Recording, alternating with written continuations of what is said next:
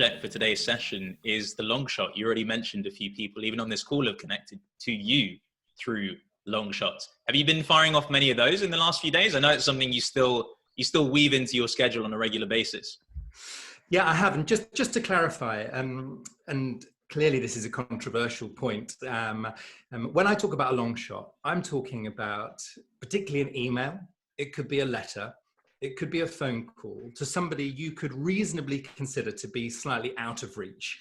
That person you've always wanted to talk to, always wanted to meet, who you know that if they took a real active interest in your life or your organization, it could really take a big step forward. And for some people, that falls into the bucket of cold calls and therefore a bit of a taboo you must never do. However, my personal experience is that long shots can work. And for me, they absolutely have worked over the last 20 years. So that's why we've dedicated this session to some experiences on that, to your questions on that. To answer your question, Nassos, yes, of course, I have been sending long shots even this week. And by the way, confession, when I send a long shot, it doesn't really count as a long shot if I know they'll come back to me.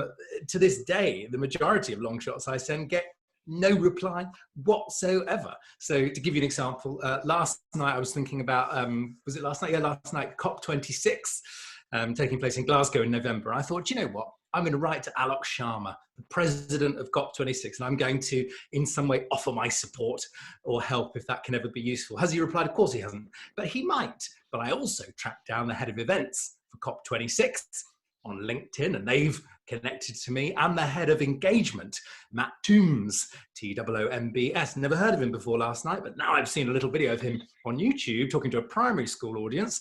I've got more of a flavour of who he is and what he thinks like. So genuinely, Nassos, I send these sorts of notes out every single week of the year, and they've led to some incredible adventures.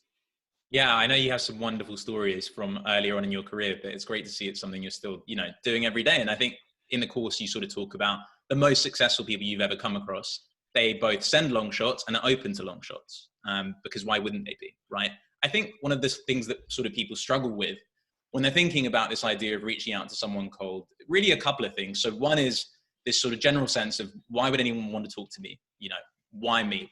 And I think the second one, even if people think that they would have a good exchange with someone, is, well, I don't really have anything to offer this person. It could be a very successful CEO, somebody who's doing something wonderful in a particular industry. I don't really have anything to offer to them. How would you sort of dispel those limiting beliefs or encourage people that these aren't problems that should stop them firing off those emails? Well, I'm going to ask everyone a question tuning in, which is, if you knew that your long shot would get answered for a few minutes of someone's time, maybe a coffee, a virtual coffee, or that they'd take an interest in your work, who would you send that long shot to? So that's my question. I'm going to get some answers flowing in the chat. But I think the first thing to do is really open our mind about what the point of that long shot is. Is it simply to express appreciation or admiration for someone's work? I once asked a group who they'd most like to connect with, and several of them said Sir David Attenborough. In one small room, 3 of the audience had written to Sir David and received a handwritten reply, which really got me thinking. So sometimes it is just seeing them in the world, noticing them, noticing their work. More broadly than that, it could be offering a piece of intelligence, a piece of information. It might be asking for their advice. But don't forget, in any role or any stage of life, you have your genuine interest, your authentic belief in what they're doing, your curiosity, your enthusiasm, your passion for what they're doing. And those count for a huge amount. I think there's a misconception that even when someone features prominently, perhaps in a national news story, they get bombarded. Actually, the reality is often not the case. And even this week, I noticed a chief exec of a charity going through a very turbulent time indeed in the headlines, and just dropping them a note saying, I'm thinking of you. If I can ever help in any way, even just to chat, I'm here for you. So it doesn't have to be, will you give me your time and help me? It could be, I see you're going through a rough patch and I'm here for you.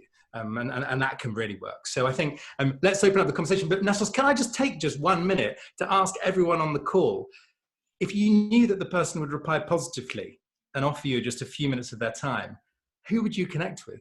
Who would be your long shot to? You're going to write them an old-fashioned letter or an email later on this week. Let's get some answers in the...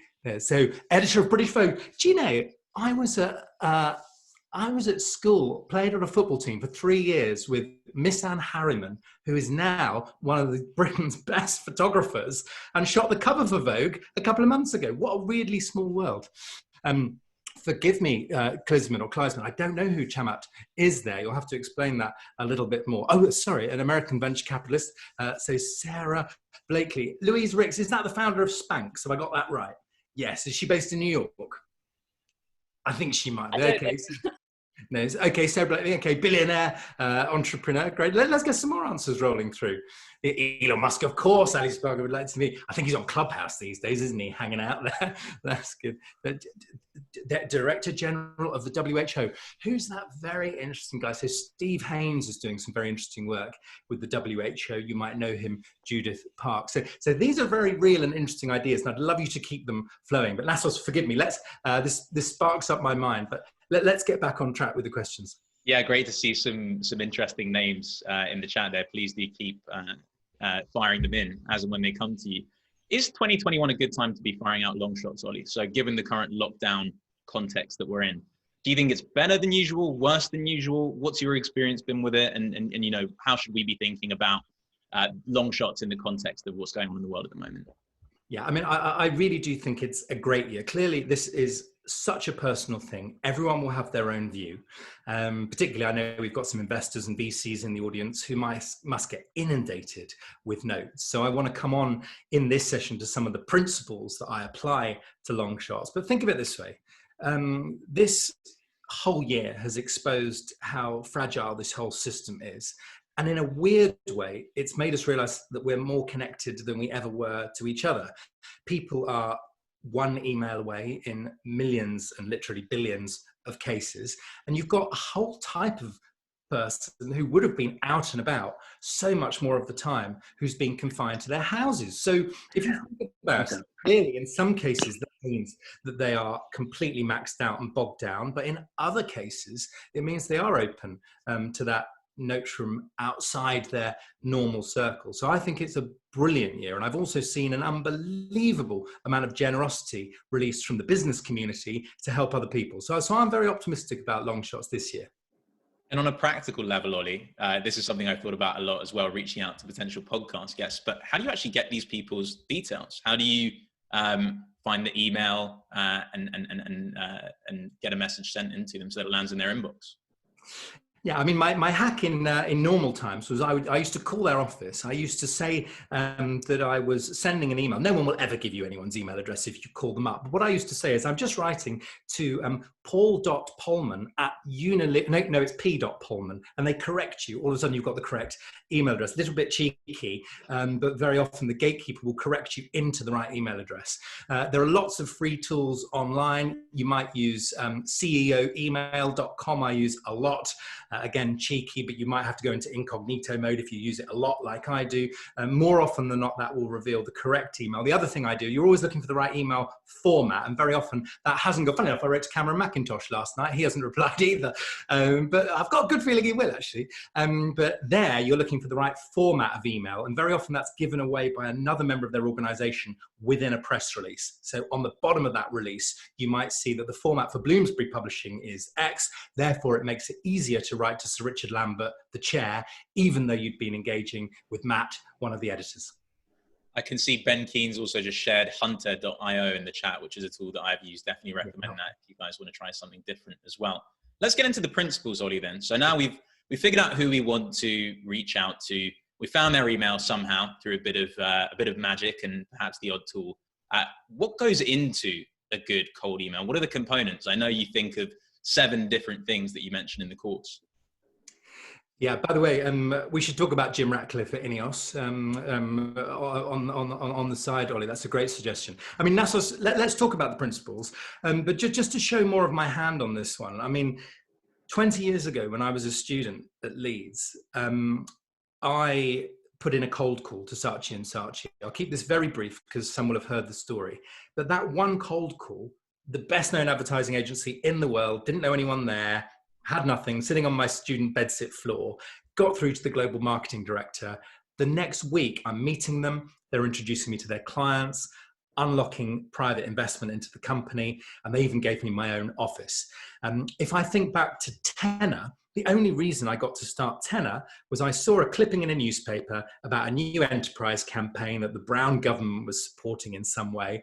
And I dropped an email to Una Harper, based in Centrepoint.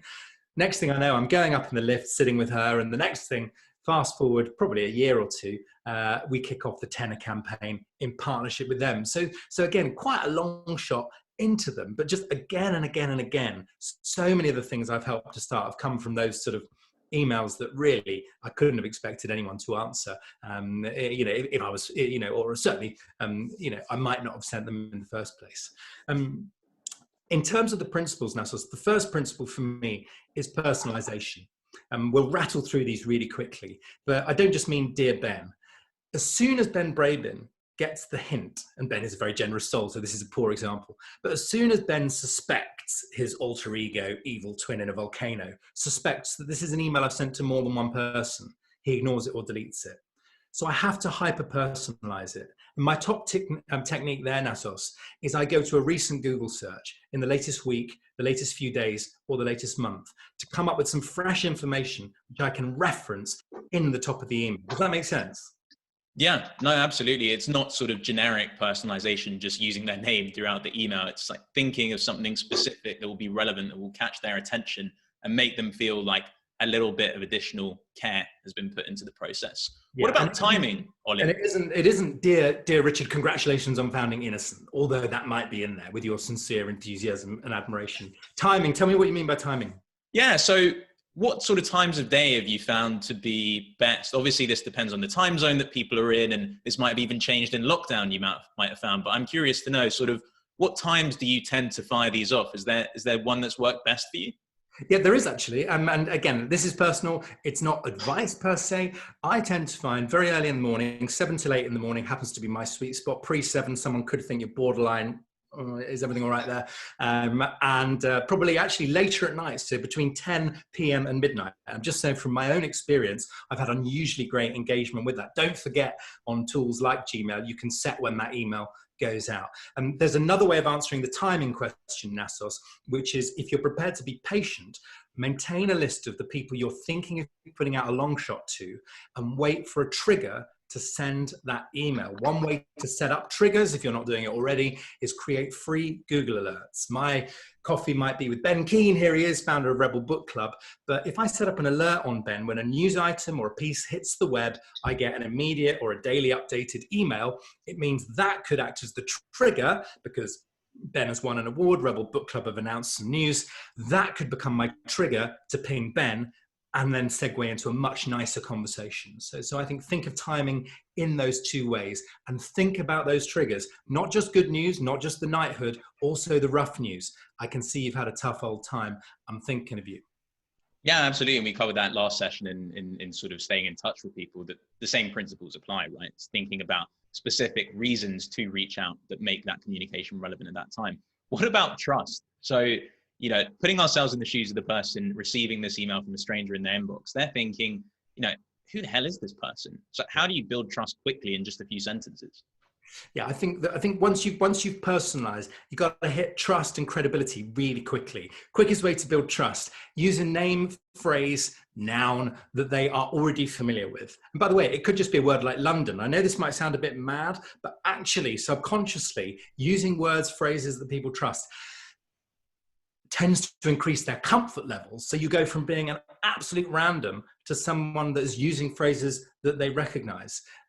Even it might be, I saw you writing in the Telegraph this week on the subject of apprenticeships. Okay, Telegraph, right. Okay, I'm recognizing that. Straight after trust, you've got to get into your creds.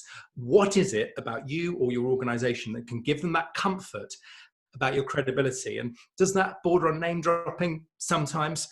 Is it showing off? No, it doesn't have to be, but just as quickly as possible. The number of times I've seen these long shot emails go out to people, because particularly mission companies have shared them with me afterwards, and they've forgotten to say that they have a PhD in the very subject they're writing about. They've forgotten to say that they've just spent 6 years working for NASA. they've forgotten to use some of those words and phrases that the recipient would know and trust, like UNESCO, like COP26, like the Department for Education. You know, all of those things go missing in the rush to connect with someone. Yeah, and when it comes to, obviously, there's a lot of things to communicate, right? Like we've gone through quite a few things already in terms of building trust, building credibility, but you don't want to be one of those people who writes an essay, right, which immediately gets ignored. So how do you think about keeping it brief, but still communicating all the things that you want to communicate in this email? Yeah, I think that this is the crucial thing. You know, you don't ask someone out on the first date, and I think that, or rather, you don't ask them to marry you on the first date. I think we have to cultivate this patience in correspondence. So very often for me, the best relationships I've had, the first email I've sent has been nothing more than recognizing them, writing to them, paying them a sincere compliment. You know, when we just launched Tenor, we desperately needed some coverage to please the different supporters and sponsors. I wrote to the editor of Newsnight. I guessed his address, peter.barron@bbc.co.uk. He then went on to Google after that. I chose the timing. So I wrote to him just after the show had finished one night. I complimented him on that night's show. I said, that was a really interesting show, and I really do enjoy Newsnight on a regular basis. Thank you for you and what you and the team are doing. And I pretty much left it at that, Nassos, in that first email. He replied, I'm not exaggerating, 7 minutes later, and said, that's really nice to hear from viewers like this. Thank you. And you must let me know what you're up to. And I wrote straight back saying, funny you should ask. I'm doing a schools competition, and the rest is history, because the next day, literally the next day, he asked me in for a coffee and commissioned 3 films for Newsnight about Tenor, which led to BBC Breakfast, News Round, BBC News, and everything else. So it was that long shot email. So I think, firstly, patience, and secondly, brevity. Keep that email pithy. The curse of the long email that someone deletes or ignores is overwhelming. And my top tip is, if you want to make a long email look like a short email, keep whatever you write above your signature really snappy and put the bulk of it underneath your signature. That gives them subconscious permission to reply in a much snappier way. Yeah, and final thing to just point out, I suppose, on this, and your 7th of 7 principles is persistence, right? Like the first message that you send is not necessarily going to get a response. It might be in an ocean of unread emails in their inbox. So what's your philosophy on being persistent, but not being too pushy, right? You don't want to be pinging them every other day and annoying them. How do you think about that, the persistence in the follow-up? Well, again, controversial. Everyone on the call will have their own view on this. I'm a great believer in sending a note more than once. I think if you get the timing right, trust your instinct. I'm not saying there's a golden rule on it, but actually it can show that you're serious about it. You might catch someone at a better time. I had one of my first client relationships with udate.com, the number 2 to match.com. It took me probably 40 calls to Mel Morris, who went on to co-found king.com's office.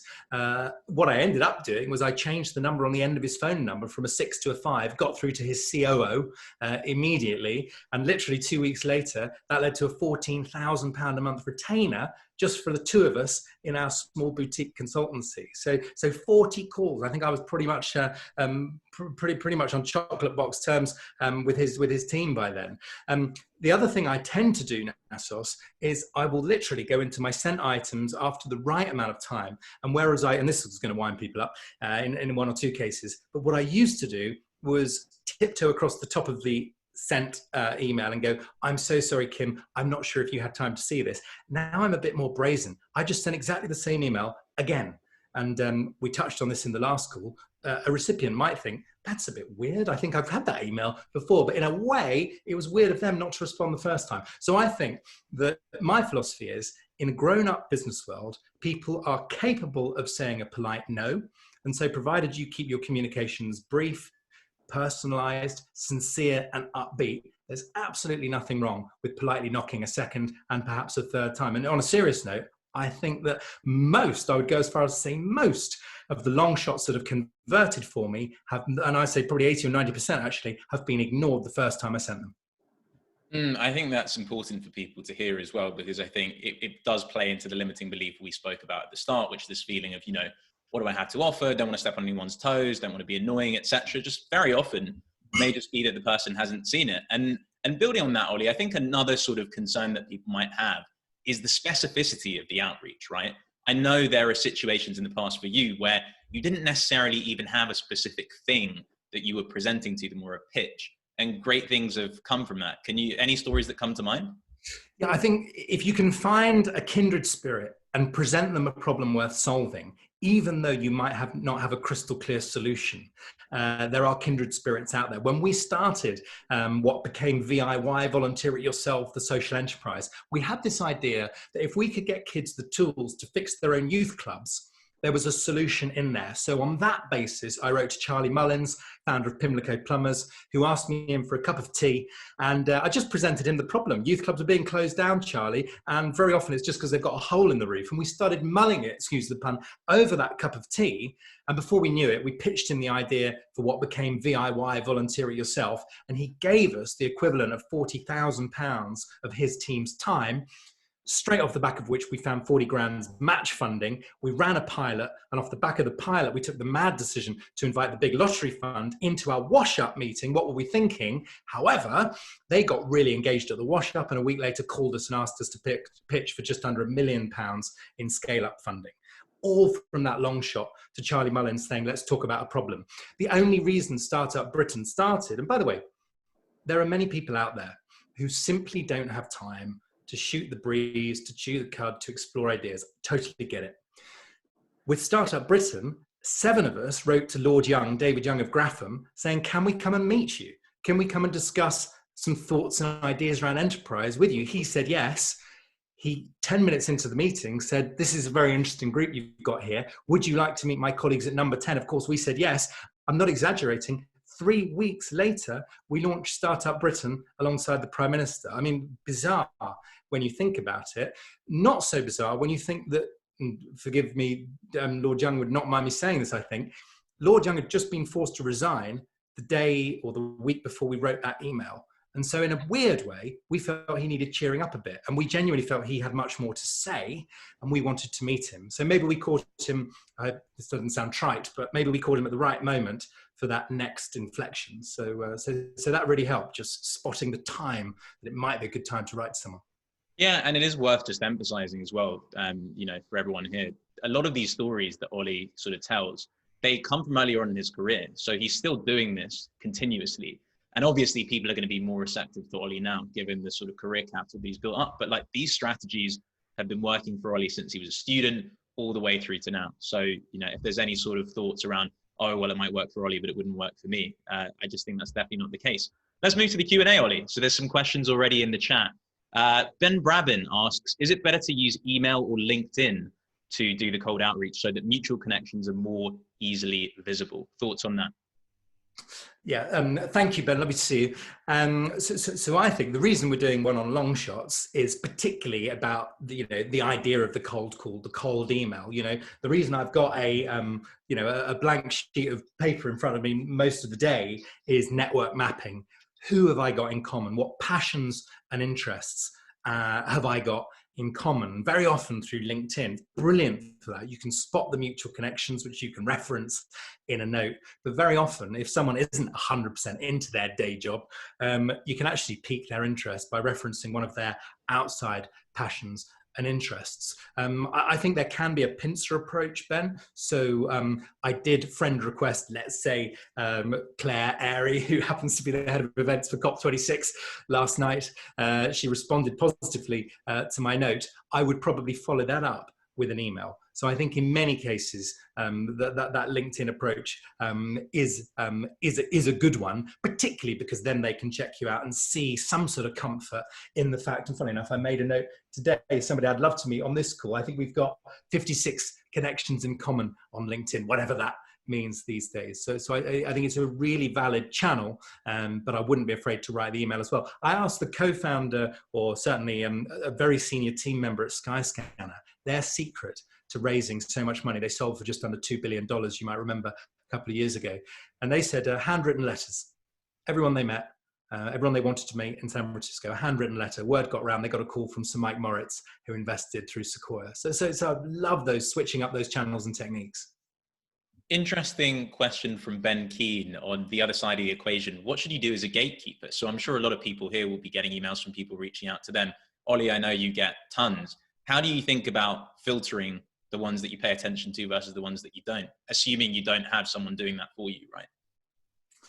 Yeah, so I think lots of people will be on the receiving end of these. So I think to myself, well, how else could I be helpful? Is it pointing them towards something? Is it pointing them towards a resource that they might find helpful? My secret weapon for creating bandwidth for engaging with lots of people has been hosting events, gatherings, obviously physically in the real world, but also virtual events. My number one technique, and I hope this doesn't sound rude, is I ask people 3 simple questions, and they are simple questions. They're not smart ass questions when they write to me. It might be something like, would love to know more. Can you tell me what stage you're at, who you think you might like to meet or need to meet to take this idea further? And maybe one other question, but not hard questions. Nassos, I'm horrified to say 3 out of 5 people don't respond to that first email back. Yeah, it's quite shocking, isn't it? To think that sort of just that one extra additional step suggests maybe the motivation to reach out wasn't quite as strong as initially suggested. The other thing I will tend to do a lot is I will flip channels. So if I it might be, could we exchange emails briefly? Could we do a 5-minute or 10-minute call or Zoom call rather than the coffee or the virtual coffee? And again, I hope this doesn't sound a bit heartless, but I have specific chunks set into every single week, which I would never dream of saying this. I feel bad admitting it, but in my diary, they're just called surgery. And it's just 30-minute slots. And I can see 8 people in a week for half an hour each. But otherwise, in previous years, I would have said, I'm so sorry, but I haven't got the time. And honestly, I think it's one of my favorite sections of the day or week, because you're having that really, what I hope is high impact time. And I would never dream of saying, fit into my surgery for 30 minutes or anything like that. But it really helps me lever up who I'm able to help and spend time with. Yeah, for sure. I think that's a great idea. Just kind of time boxing it almost, and knowing that you're dedicating that time specifically for that. So that it doesn't just end up bleeding into your whole week. Another question from Ali. How do you balance the time you spend on your business rather than in your business? Yeah, well, it's a tricky one for me, Ali, because of course I've got a hat stand, haven't I, of lots of different ventures. So if I answer that question with today's long shot theme in mind, part of the time I'm encouraging people to take these long shots themselves. So when I spend time, I'm a shareholder in a number of businesses, when I spend time with the founders of those businesses, and I must say Alex and Michael at Calm don't need much encouragement from me because they've always thought like this, but I try and help remind them of why they started it in the first place and believe that the people they most want to connect to are closer than they think. So it's not just me saying, hey, let me get my black book out and be a connector for you. The other thing I try to do is build in some of these habits into my daily life. So yes, you will find me sending long shots later on at night, but the more I think of it, the more I can actually write them down. So I start every day again with my blank pad of paper, but I'm thinking to myself, who might make an interesting long shot? Who could I recognize this week? So I'm trying to put it in there. Another question from Ben Brabinoli, which feeds into this a little bit in terms of habits and the actual practice of doing these long shots. Ben asked, in addition to your A3 pad, do you use any other network mapping techniques, software, etc.? So any specific tools or practical habits that you're using to do this cold outreach? Yeah, well, Nassos, you tease me about this. My answer to this is so low tech, so I have to get more into this. You know, you've introduced me to the wonders of Notion, for example, and I really need, this is a weakness, right? So I really need to layer up on this. I do use a number of products from Google, which helps me find people across all sorts of different platforms, calendars, email, contacts, and so on and so forth. But I must say, no, I haven't created a mind palace using virtual reality this year, but I'd love to. So if anyone's got any ideas for me on that. But I find it genuinely helpful to start riffing around on these blank sheets of paper, because it reminds me as well. And that's why I go back to, and again, this is off topic, but I go back to print for things like The Week, The Economist, The Times, because it's throwing people into my mind that I ought to contact without the constant distraction of the mobile phone and the screen. I definitely second the sort of like paper and pen, simple traditional approach as well. Just obviously there are some amazing tools out there, brilliant for this type of thing, but being able to get creative in a different context, I think is really, really useful. And Ollie's, I just think, and again, I'd love your thoughts in the audience about who you're going to write to or who you think you might write to off the back of this, because I just think, I mean, it's a silly example, but I was thinking President Biden comes in, he's going to be appointing an ambassador to London, right? And I know this might sound a bit, a bit crawly, but I'm thinking, I've set up a Google alert on US ambassadors to London or Court of St. James. I did a bit of thinking about who it might be. Rumors around Bob Iger. Well, that's a good excuse to write to Bob Iger, who ran Disney for all those years, to say, I loved your book, Ride of a Lifetime, even if just that. Cindy McCain, widow of the late, great John McCain, hotly tipped to be the ambassador. Now, why do I say this? Because I'm in love with America. I'm a fully paid up member of the British American Project, which has been going for 20 or 30 years. I've seen firsthand how ambassadors and embassies can gather people to make business happen, particularly around clean tech and renewable technology. So forgive me if that all sounds horribly opportunist, but I want to mark someone's card early. And by the way, that email to Cindy McCain's office, to Bob Iger's office, each of those took me about 2 minutes. Yeah, just goes to show this doesn't take a long time to fire those off. Great question from Jan here. Email subject lines, Ollie. So she says, a lot of people don't open email purely by the subject line. Do you have any tips to make these more engaging?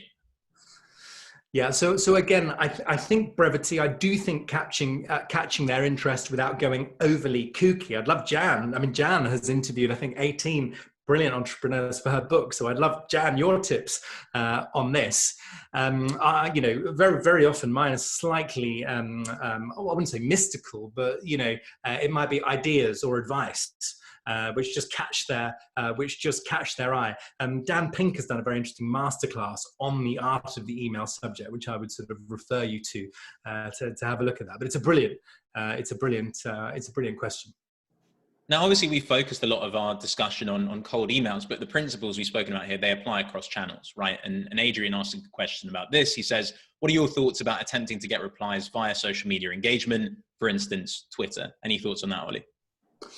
Yeah, I think what you're trying to do is just build up this idea of tuning in to somebody's work. And again, it might sound, a bit scheming, but, tune into what they're saying. If they seem to be open on Twitter and LinkedIn, follow them, engage with their work. If they write to you through an email, and by the way, I mean, a broadcast email, very often you can write straight back to them. And I'm amazed how many people just seem surprised when that comes back. One of my favorite monthly or weekly newsletters is Matt Clifford's thoughts in between, and actually just that ability to just write back to the author. That could be Matt, could be Tim Ferriss, it could be others, but just building up those other ways of engaging with someone, especially on Twitter. And I don't think that's being the no, but here's the exception to what you've just said on Twitter. I think much more than that, it's being probably a bit more supportive, a bit more yes and in how you contribute to conversations. Slowly but surely you start to appear on someone's radar as hopefully a gentle force for good. Hopefully someone's going to add to the conversation, not drain away from it. It makes them much more responsive to those narrowcast comms.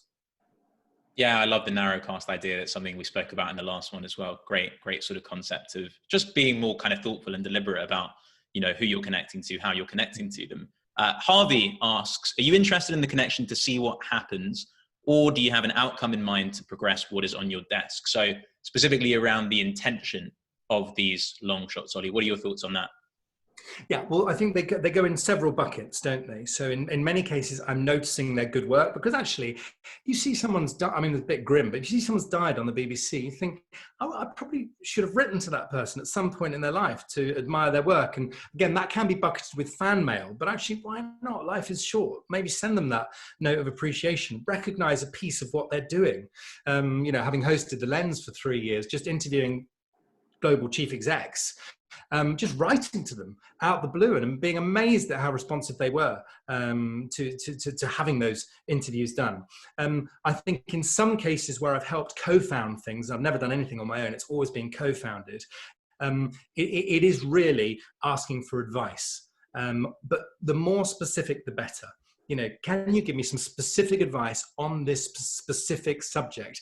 You know, when I cold called Saatchi's, the reason I caught Stephen Colgrave, now the co-founder of Byline Times, the reason I caught his imagination was not, oh, hi, I'm a student, I wondered if you could talk. It was, I had a weird but specific question about using a famous person's name on a poster. And it just sparked his imagination. He said, good question, it depends if they're dead. And we had a really weird and useful conversation off the back of it. So I think specificity really can work. Robert Cialdini in Persuasion points us towards the use of the word advice as being more powerful than the word feedback. Okay. Now, a lot of people will be very sensitive about the phrase, can I pick your brain? Okay. Each to their own. If someone wants to ask me for their time, absolutely, they're welcome to do that. So many people gave me their time on my way over the last 20 years that it's my duty, it's my responsibility to give some of that time back. Other people much more understandably sensitive about that turn of phrase. I get that. Just very quickly to Harvey's point, I have got at any time 8 or 10 different projects, ventures, initiatives I'm working with. And so in many cases, it is directly, I know, to advance the cause of those. Alok Sharma, Mr. Toombs, Matt Toombs last night. Yes, I'm offering to help in any way I can with COP26 behind the scenes, but actually as the co-founder of Clean and Cool, I'm secretly wondering, here it is being very overt to you, I'm secretly wondering, is there a space within COP26 to showcase the 300 clean tech entrepreneurs that I know are doing amazing work in Britain? So I have that agenda and I'm happy to seed that in the first email. Question from Klisman, Ollie, about the handwritten notes. So I'm curious, do you send any of these yourself? I know there are actually even businesses now that are doing handwritten notes to other businesses as a sales strategy, but I'm curious, do you use them? And Klisman asked specifically, are you sending any of these, since everyone's working from home at the moment and you may not even know their home address? So maybe some thoughts on getting that home address out of them as well to send a handwritten note. What are your thoughts on that? Yeah, I mean, I do send handwritten notes. I'm a great believer in it. I can often brighten my morning when something comes through the post box. Ditto gifts, actually. I'm not angling for anything, but I got sent 2 plants in the last month. It was rather lovely. With TOTS, the campaign to turn on the subtitles, we're trying to persuade the big broadcasters and tech companies to change the default for subtitles to improve kids' reading. It's a secret, so I might get told off, but we're doing a big campaign with some very well-known names, including Stephen Fry, later this month. Most of those we've got to through their agents or through their publishers, and those private pieces of correspondence do reach them, ditto through their head offices. So those pieces of correspondence have a funny way, and I would have a big sensitivity about outright asking for someone's home address. But I still go through the company as the broker in most of those cases, and those letters do really seem to have a habit of still reaching them. Yeah, some great thoughts there. Any final questions, please do just pop them in the chat. I wanted to ask you, Ollie. I'd love some more long shots. I want to know who everyone wants to meet. Yeah, keep firing those in as well. Maybe some organic connections will happen over the course of the next few hours and days. Specifically on choosing who to connect to, Ollie, because I think this is sort of almost a step further back from this conversation about firing off those long shots. We had a question there about intention. Talk to me about sort of lasering in on those targets. You're talking about being deliberate. Obviously, there's a kind of trade-off between, you know, having a very specific intention and being broad and general and just looking to connect to the person. But I know you talk a lot about the power of connectors and thinking about what are high leverage connections that I can make to people in the network. Can you just speak to that? Like, what's the value of seeking out somebody who knows a lot of other people? Well, I think that's right. So in a way, I think of it a little bit like snakes and ladders. And, you know, we've all had a few or met a few snakes in our time, I'm sure. But for me, the ladders can come in many forms. And sometimes they are human forms, and sometimes they're network or organizational forms. So just by joining a number of organizations, and Sophie Devonshire, who runs the Marketing Society, was talking about this last night, just as one example of a great network. But if I hadn't joined the Entrepreneurs Organization or the British American Project, or even Adam Street, the private members club, I was given a sort of youth membership when I was first starting out, I wouldn't have met anything like the number of people I'd met. So they acted as super nodes. So I'd be asking around in your life, what organizations or networks are those super nodes that lead to other connections? Is it the RSA? You know, is it, funnily enough, some of the groups springing up online over the last year? The other question I'd ask is, who are the super connectors? Because I think it's a big misconception that you have to collect all the business cards in the world, that you have to become a super connector. You don't. I think it's helpful to think about within your orbits, within your universes, who are those sort of human planet super connectors, and how can you get to know them? Not only how can you get to know them, but how can you make it clear to them who you are and where you're trying to go? But also, how can you support and help them in their journey? So let's think about fintech. Who are some fintech super connectors? Ben Braben on this call, Phil Vidler, founder of the FinTech Alliance, ex-Her Majesty's Treasury, Russ Shaw, founder of Global Tech Advocates. I would say more broadly in tech, Sarah Luxford, founder of Tech Women, within the Tech London Advocates family. How can I get to know these people and then help them so that they can help me in due course? So hopefully that makes some sense. Who are the super connectors within my world? LinkedIn Labs used to have an amazing tool which had this sort of interplanetary feature, a bit like sort of astronomy, where you could see everyone's network map and see out the planets for yourselves. But I think, and particularly starting to get those in other industries and sectors, I think is fascinating at the moment, particularly as we start to have to cross-pollinate ideas to solve the big problems.